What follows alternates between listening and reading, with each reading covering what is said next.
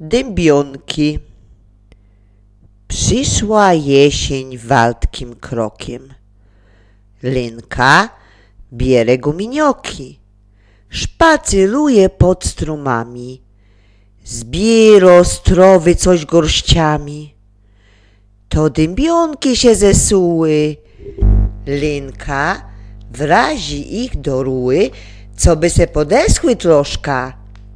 Potem chłopki zrobi dziołszka, weźmie kołki se od umy i wyciągnie płótnia z rumy.